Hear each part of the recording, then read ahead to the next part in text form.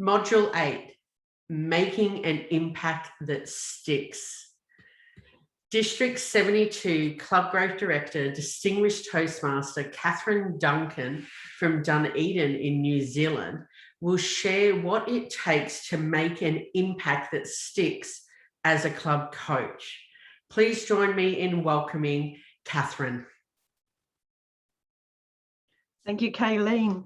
Fellow Toastmasters and coaches, it's fantastic to see you all here today, and what a journey we've taken. If you've been with us from the start, or if you've looked at 7 modules now, you're into the final stretch. You are doing an amazing job as a coach. Remember that. Remember to praise yourself as well, because sometimes it is a hard journey, but it is a great journey to take. We've gone through 7 modules so far. We talked about what is a club coach. And hopefully by now you're all familiar with what a club coach is, what a club coach can achieve, and what the clubs can achieve because of a club coach. Then we had club expectations. And I want to remind everybody here that the club has asked for a coach. So if you get resistance, just remember that they asked for you. And a club coach is, the club asked for the coach, but also needs some help. So they are open to suggestions and ideas. And if they're not, they probably won't have asked for a club coach. Then we talked about what is a quality club. And for me, that's the huge question. What is a quality club? Each person here would probably have a very different answer to what they feel is a quality club. But we all know that if we walked into a club and we're not happy with how things went, felt that it was terribly stagnant or there was no enthusiasm in the room, we probably wouldn't stay ourselves. So when we're talking about a quality club, put our own expectations in there. What do we believe makes a quality club? And then we talked about why clubs fail. And it's not that they've failed, it's just simply, it's not their time to carry on. It's the process. And we need to be aware of that as club coaches, that sometimes, even with the best intentions, our best work, the club is still not going to succeed. And that's not we should not take that on our shoulders, and we should not put that weight on ourselves. We need to be saying, well, we've done what we can, the club has done what they can, but it's their time. Today we've talked about the tools that we can use to help us in our journey as club coaches. And in the moments of truth, Robert talked about it being a diagnostic tool. And I love that, because we really do need to be diagnosing what the situation is with our clubs when we go in. We need to know that the club has a problem. Maybe it's just with membership. Or we need to know that the club has had a problem with the change from the legacy program to pathways, and there's some resistance. We need to know what the problems are, or what the problems or the challenges that are coming up for these clubs.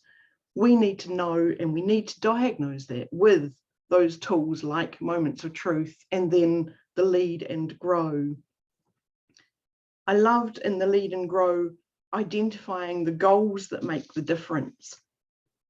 And I think that's really important, because if we go in and we said to a club, all right, what would you like to achieve? And they said, we'd like to have 20 new members by next month.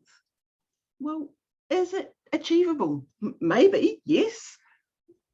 But we probably need to take those small steps. If we can look back on their history and see that in the last year they had 2 new members, then perhaps 20 is a little bit too much. But they might be able to say, well, let's aim for 5 new members.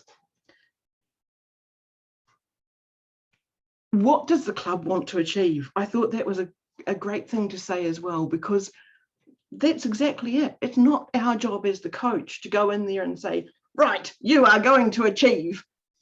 We want to know what the club wants to achieve. And if it's that they just simply want to be more happy with pathways, but they're okay with their members being at 12, then as a coach, that's not our job to say, oh, you really need to focus on getting new members. Our job as a coach is to support what they're doing, but as has been talked about in the Lead and Grow module, is we could encourage them, we could help them to look further. We've then talked about managing change. And for those of you who are looking at these videos later on, go back and remind yourself how to cross your arms the wrong way, because it is a challenge, but it is a great example of how we manage change. And one of the questions that somebody asked in that was, why? Why are we doing that? And if, as a coach, or as in our Toastmasters lives, we can't actually give the why, then we have to ask ourselves the question, what is it that we're trying to achieve? Are we trying to achieve something for ourselves because we think it would look better? Or are we trying to achieve something for the club? And if we're trying to achieve it for the club, we need to come back to ourselves, ask that why, and find the answer so that we can carry on. When we're talking about making an impact that sticks, we need to use those tools. We need to use our club quality checklist, the moments of truth, a succession plan, surveys. We need to use all those tools and make sure that we have them there. There was a couple of people that talked about the long term, and I totally agree. As a coach, if you thought that you were going to go into the coach and get instant gratification, yes, I'm going to get my DTM by being a coach and I'm going to do it all in 2 months, I'm sorry to disappoint you. Unless you are really lucky rather than having good management, you probably will not achieve that. If it just happens that 10 new members walk in the door, you might achieve it. But reality is probably most of us don't have that wonderful situation of 10 members walking in the door. If we think that as a club coach, we're going to be able to say, right, you've got 9 members, we need to get to 14, we can do this, yes, we've got to 13, I'm going to join and become the 14th member. It's not looking at the long term. It's looking at the here and now, and yes, yay, you've achieved that result of a net growth of 5. But it isn't helping the club or yourself for the long term. So we want an impact that sticks. We want something that means that we're not just talking an immediate fix, we're talking long-term fix. And to do that, we need to be able to work with the club executive and get what they want as their club culture to show, to shine. Because if their club culture is that they really are happy with sticking at 12 members, but they really want to be able to achieve lots of educational goals, then that's where they want to be. So having those conversations with them and finding out where they want to be, what they want to do, but making their club shine is our goal. Nelson Mandela says, lead from the back and let others believe they are in front. And I think that's a really awesome quote for us as coaches. We don't want to get up there and say, right, this is how we're going to do it, guys. Okay, follow me. This is what we're going to do. That's not going to achieve anything. We're probably going to have people leave the club and say, well, it's not how I wanted it anymore. So we do need to be actively listening, finding out what the club executive and the club members want from us as a club coach. And if they want us to come in, to join their club, to get all the educational goals, it's probably not a partnership. It's a win for them, but not for you as a coach. So remember, step back, breathe. Breathe's always a good one for me, and think about how you can achieve, how the club can achieve their goals without it being you achieving the goals. To me, it's really important that we do ask those questions. In Mitzi's module before of Lead and Grow, she talked about ask the questions, keep asking the questions. Just as a reminder, we're not there to provide the answers. The answers need to come from within the club. And sometimes they have no answer, but we are not there to give the solutions. We are there to give them the tools, help them use the tools, run a Moments of Truth session, run the quality club checklist, do those, help the club, but ultimately we're there for the club to help themselves. I think it's really important that we have two thoughts when we go into the club coach role. Firstly, if you think about a sports club coach, and this was almost a direct quote from Robert Green, who ran a session earlier, was if you're the club coach, if you're a sports coach and the team isn't doing very well out on the field, you don't suddenly go, oh, hang on, jump in the field yourself and score the try. That wouldn't work as a sports coach, and it really doesn't work as a club coach either. As a club coach, we need to be there to support them, to encourage them, to help wherever we can, to offer the tools of the trade, but not to take over. The other thing that I think is really important is our exit plan.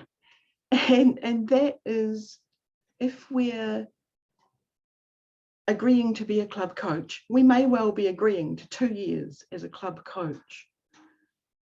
But at the end of our time, whether it's successful or not, we need to be able to say, okay, I've been there, I've done everything I can, I've supported the club. Now it's time for me to move on.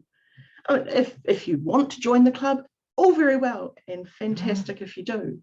But if you don't feel obligated to do so.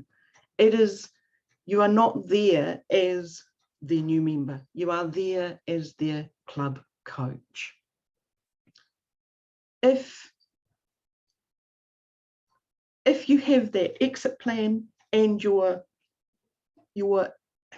ideas so that you can offer them the support and the tools, then you have done a fantastic job as a club coach. And whether you have been successful, whether the club has been successful, is not up to you, it's up to how it's gone. For me, there's a person in the room today that I think is the fantastic model of a club coach. I heard a person say that they were from Ireland and they're coaching a club in New Zealand. How fantastic is that? I would love to hear from that person, because to me, when you take away when you can't be at the club in person, when you have to come in to Zoom from either for the club executive meetings or for the club meetings, you can't actually get swamped by the needs of the club members. So I open the floor to you if you would like to talk to us. I'd love to hear your experiences as being a club coach. Sorry, I don't remember your name and I can't see you there. It's Mara. Ah. Yes, that's me. Hi. Thank you. First of all, I just want to thank you because when you were talking not only with experience and knowledge, you were putting your soul for us to show us the path, how to be a coach. And I thank you for that. My experience is that I have the advantage that I travel a lot, I speak 5 languages, and I really love and embrace the culture of New Zealand.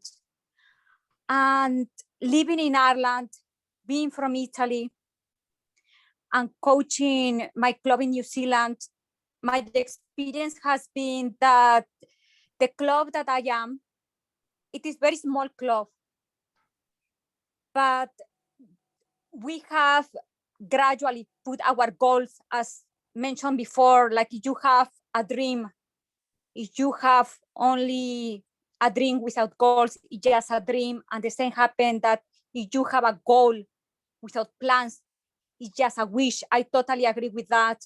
So my experience has been that we have put a lot of work. We have different views. For instance, we thought the idea to have an open night. And I think that was important because we need to bring more members. This was one of our targets. And I think that the good aspect is that all of us, we think the same. There was not any conflict, even though we are different minds.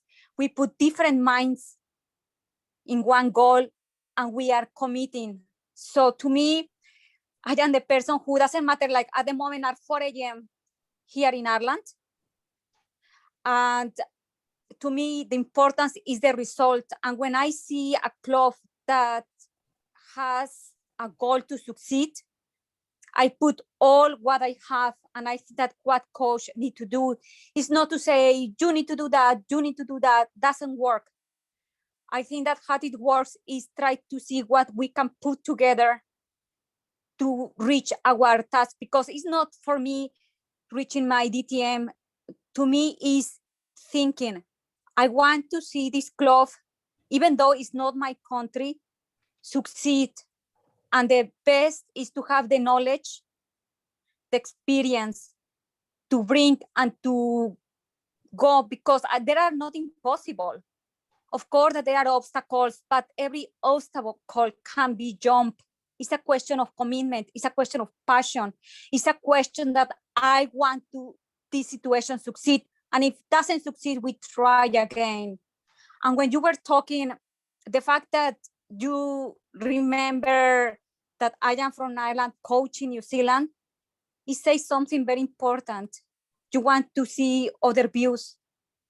And it's what it is important, because when you have more different angles, you can choose, or doesn't work on this way, we choose in this way. And the questions are very important, because my mind will be different to your mind, even though we are women.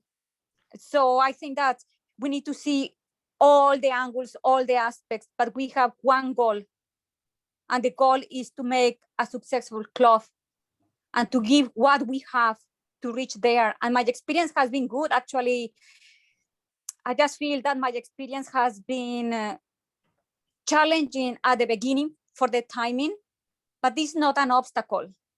It's just a question of adapting my body. And I think that I am learning from New Zealand a lot. There are very wonderful people, very honest, very different to Irish and UK people. I love this direct thinking. I love it because Italians are like that, so it's easy. But in UK and Ireland will not be like that. So we need to be careful in communication. And the key is to say the good, the bad, and the ugly. Sometimes we don't want to hear that, but if we know the roots, the core, is where I see that we can, hopefully, from my part, I am giving what I have. And having this kind of training, I hope, and I wish, and I have my goal that this club will be successful, because there are wonderful people. And when you see a healthy club, that we can go further is half of the goal is done.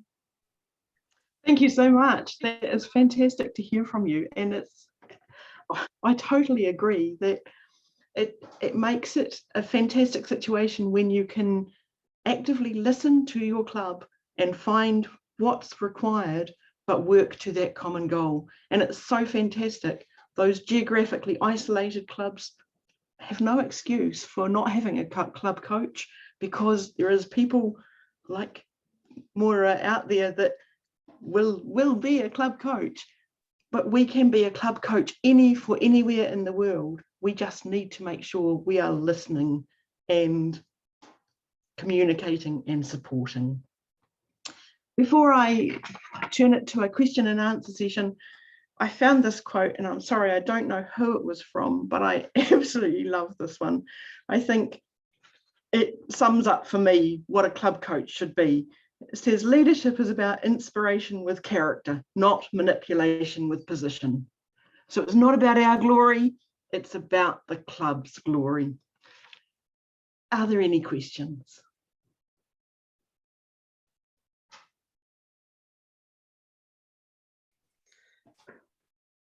So again, raise your hands or put your questions in the chat. And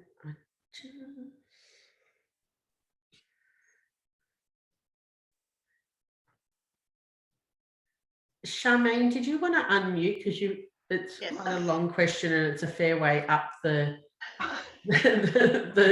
chat right now. If you want to, I'm just briefly. I'm trying to coach a club that is 700 k's away from me, and it's not just a matter of COVID preventing me visiting them. It's also a matter of they're not really au fait with the Zoom technology, and the room doesn't lend itself particularly well to setting up for Zoom meetings.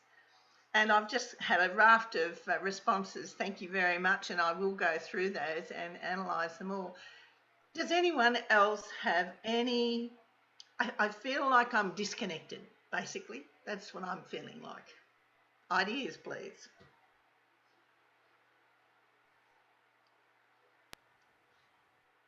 Rather than me answering that, has anyone else got some ideas for Charmaine? Mitzi. Hi. Yes. Sometimes it's not necessarily about being at the club and being at the actual meetings. It's nice, but it could also be just coaching the executive committee and what to look out for when they're at the club. So that would make the executive committee meeting smaller, and then it could be a one-on-one Zoom session, and the windows could be smaller because you're not at a venue actually meeting people via Zoom with all their screens, just like what we're doing now. That's a very valid point. Excellent. Oh, there's people waving at me. I'll go to Elizabeth first and then to Jo. Yeah, I wanted to say that from the perspective of a coach, sometimes it takes about a year to get the club to trust you enough to listen, to have that commitment.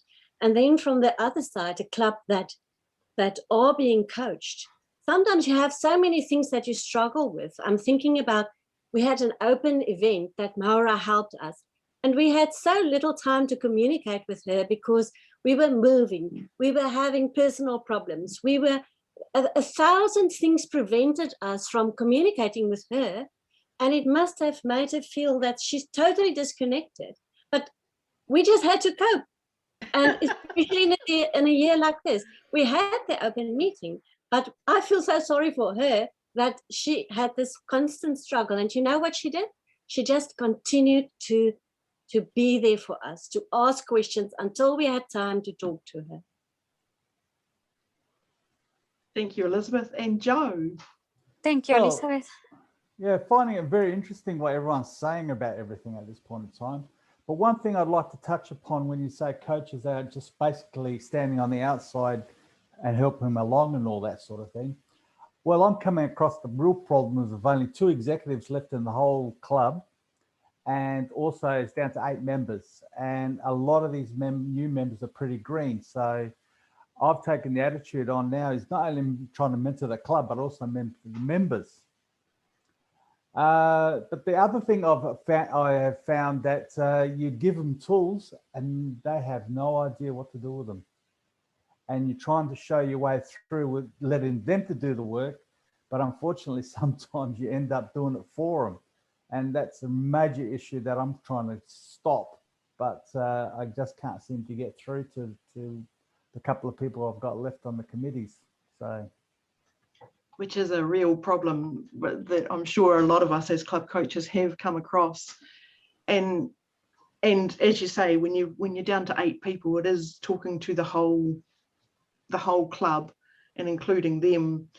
And from our sessions today, you might be able to run a moments of truth with the club to see if that can help. But yes, it is a challenge. I would open it to anyone with any suggestions for Joe. Yeah, Catherine. Oh, yes, Kayleen.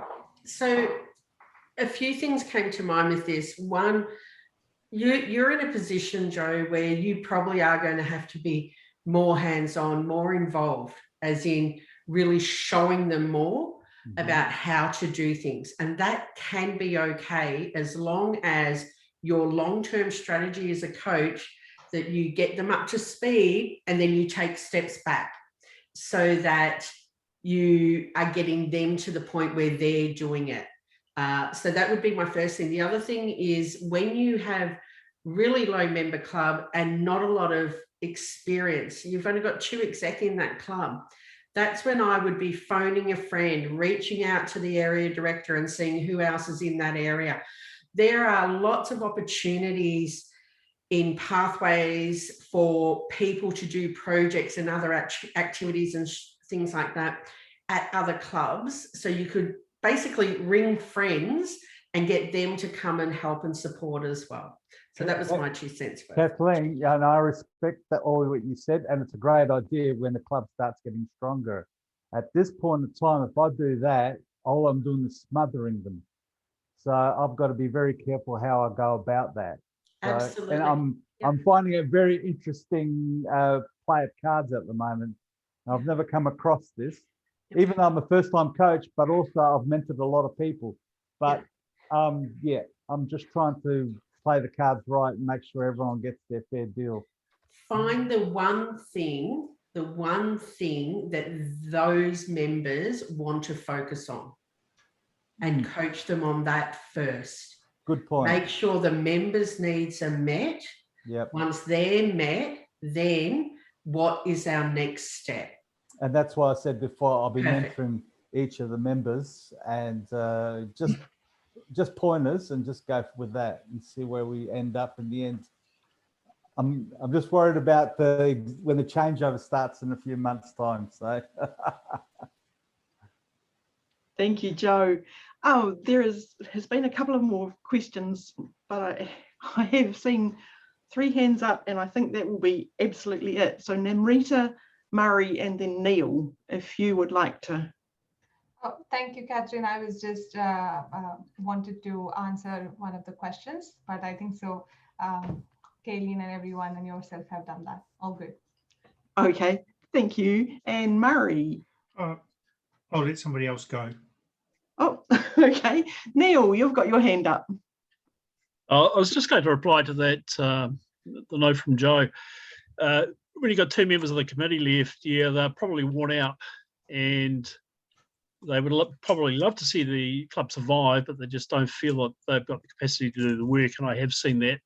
And that is, as discussed, as Kaylee mentioned, sometimes it is a balancing act. You may have to pick up some of the work. But the other factor is he made the comment that some of the members were green. They may be green Toastmasters, but quite often these people have skills that you don't know about, and often they don't tell you. Because I've had a discussion with people, and someone said to me, "Oh, I'm an expert at marketing," and it's just that they wanted to join Toastmasters in terms of talking to a group, but they had fantastic marketing skills. So you just take that little piece, give them a specific job, and you may be able to leverage those green Toastmasters, and it's worthwhile having a go. Yeah. I totally agree, Neil. the best evaluations I've ever had are from two people that were brand new Toastmasters, and they gave me amazing information. I'm loving that people have got their hands up, but we are running out of time. So Robert, you had your hand up. So I'd just like to hear from you as a final. Thank you for that, Catherine. I was wanting to build on the point that the last speaker made, and that is that the Toastmasters International model allows for a club to be created with a membership where none of the members have any experience within the organisation. So often we're tempted to say, oh, you need to have done this, or you need to have done that, or you need to have been in the organisation for a certain length of time before taking on a role. Have the conversation with your greener members and discover what brought them to Toastmasters in the first place and what sort of skills they want to develop, and link those skills that they want to develop to what they can do in Toastmasters. Probably the other one thing that I would really encourage you as a coach to encourage your clubs that you're working with, particularly where you have people that are less experienced, is encourage them to read the materials from Toastmasters. So often we have the conversation about these people need assistance and guidance in using the tools. In many, many cases, it's because they've been handed the tools and look for somebody to explain them, whereas all of the instructions about how to utilize those tools are actually contained within the tools if they read the book.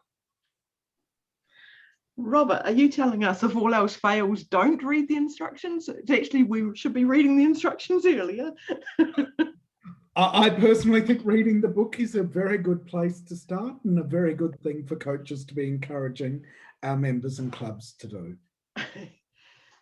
Thank you, Robert, and thank you everyone for your contributions. I wish you all the best on your coaching journeys, and I'm sure that your clubs are in the greatest of hands. I'll hand back to our MC, Kayleen. Thank you very much, Catherine. What an engaging session. It was great to hear everybody contributing and sharing their thoughts. To make it stick, it isn't going to happen overnight. It will take everything that you've learned over the 7 modules before this to be able to really help you set it up so that your club will survive and survive strongly into the future when you're finished your role. But don't feel that you have to have it right from the start. Take it one step at a time and really connect with your club officers and find out what they need, and make sure they're connecting with the members to make sure they're supporting the members with what they need most. So that concludes our Making It Stick session